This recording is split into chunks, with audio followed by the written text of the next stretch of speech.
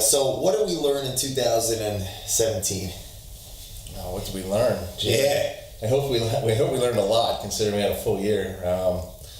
That's one of the most important things, I think, is just keep moving forward, keep trying to learn things. So I think we had a friendversary on Facebook like a week ago. Yeah. So we became friends on Facebook like a year ago in 10 days or something. Wow. That's crazy. I didn't even realize it. Yeah. That's how we met. Yeah. Oh, yeah. I think I was probably around this time, or maybe the winter last year when I reached out to you. I was following you for a little bit and then reached out to you. And so maybe what we learned in 2017 is don't reach out to people on Facebook. Or maybe that we should be. Yeah, that's a good point. Yeah, no, I think, I mean, there's so many. We were just talking about this yesterday, about how so many people, Antoine, I've been talking to Antoine now. Antoine Webb from Culture Matters for about a year now, and we were actually trying to figure out whether we had met in person or not, because we've done FaceTime and video and everything like that, and we were both saying how we couldn't remember whether we actually seen each other in person. So it just goes to show you the power of social media nowadays, and and how with friendships it'll allow you to get an opportunity to know people, know a little bit about them before you meet them. And would you say that's one of the biggest things that you learned in 2017 or became more aware of, the power of social media? Certainly. I mean, social media, I knew about it, right? And I've used it, but certainly this year I've seen firsthand the power of it, and just really in a lot of ways how it's kind of revolutionizing, marketing, and revolutionizing, branding, and things like that, and just how powerful of a tool it is. Is there one thing that sticks out in your mind that you learned about social media this year? It's going to probably be just somewhat generic. I mean, things that many people that have pay attention to social media here. Be consistent, be authentic. Video is another big thing. These sounds almost like some principles that I've heard of someone talk about. I think so. Yeah.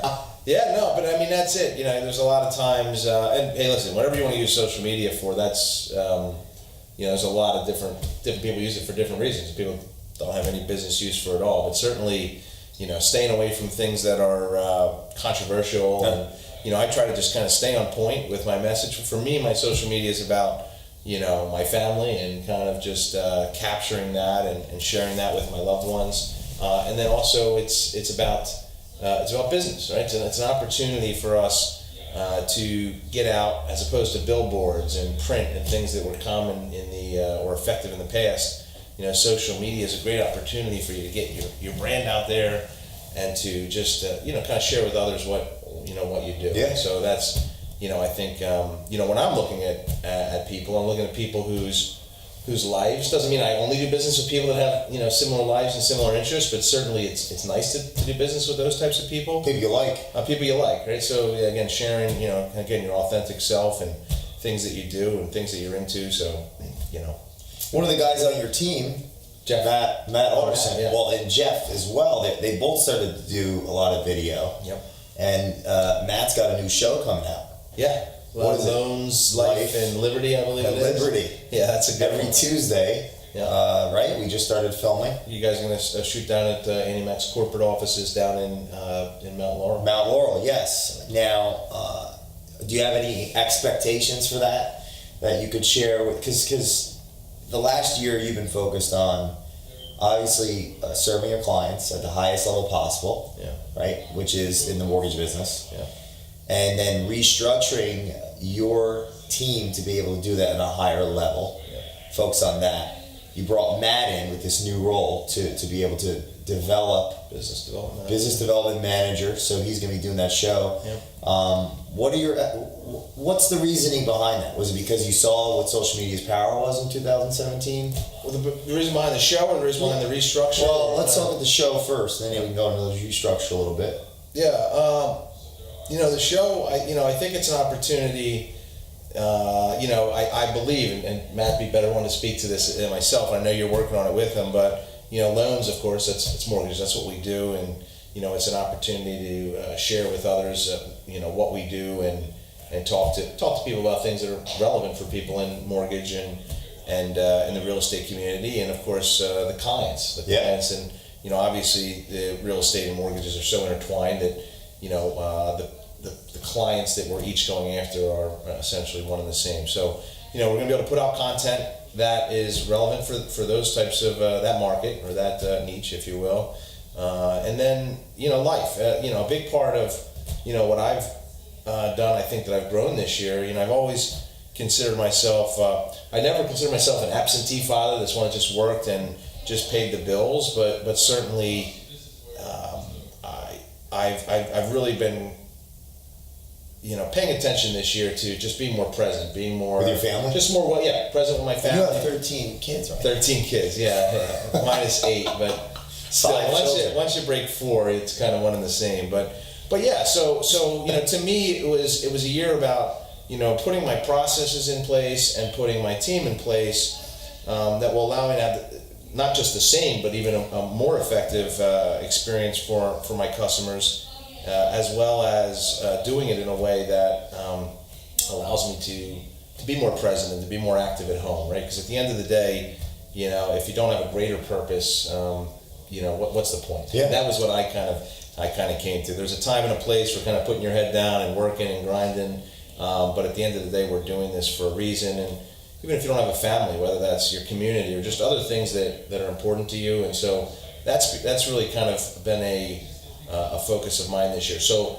life is just talking about how do we be better people? How do we excel at not just at business, but how do we be better people who are more present in our homes and our communities and having an impact beyond just what we do at work, and quite frankly aligning those two things. And then the Liberty part, I'm not sure what he was doing there. So the Liberty, think about it. Loans is a business. Yep. It's about life. Yep. And when you've got both in order and you're adding value to yourself and others, you get liberty. Yep. You get the freedom. Yeah, precisely. So it's kind of just an exclamation point on that. What do you see for 2018? As a takeaway for in the market or in So all the things you learned from 2017, and now you've gone through this restructuring to serve your clients at a higher level while simultaneously living a higher level quality of life with your family. A lot of people would love to learn, more about that. That's why we're going to do more videos together. But 2018, what did you see? Yeah, well, that's great. So I think that it's actually relevant to just kind of comment on what briefly on what I'm doing on my business. Sure. Because I think that's relevant to the question you just asked, which is, I really took a look at, this year I did an audit. I did a 3-week audit where I audited everything I did for every 15 to 30 minutes, and then broke down those things in terms of not just, what the return on investment was, and whether that was best suited for me, or whether I could delegate that to somebody else, or whether we needed to hire somebody else to do that particular activity. But then I also started to look at something called ROE, return on investment, which, return on ROIs, return on investment, ROEs, return on energy. So that means the things that I'm doing, not only are they high payout activities, but where's my energy level? Are these things that just kind of drain you? We're always going to have some things that we do, that are going to be more rewarding or you're going to feel more in line with than others.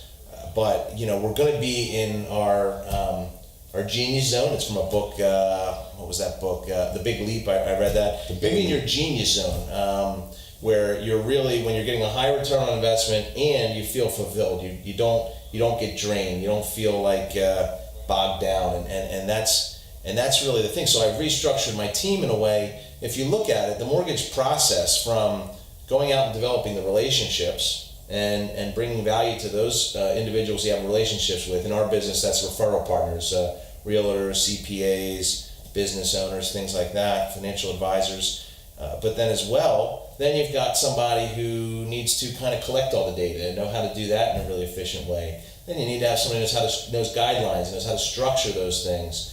So you look at that, and to think that one person or even two people is going to have such a broad skill set and be able to do it at the highest level, to me, I started looking at that, and we restructured our team in a way that essentially put individual people, so we have 6 people ultimately that when you're going out and developing the relationships, the deals are coming in, they're getting structured, somebody's processing it, and so we ultimately put people in the roles that we feel that will really fit both their skill set and then also something that that they excel with in terms of as we talked about, like what are they finding joy in? Their fulfillment. Yeah, because ultimately what happens when you put people in that role, not only are they effective, but then they're able to maintain it. They're able to keep it up because they're getting the most joy out of it. Wow.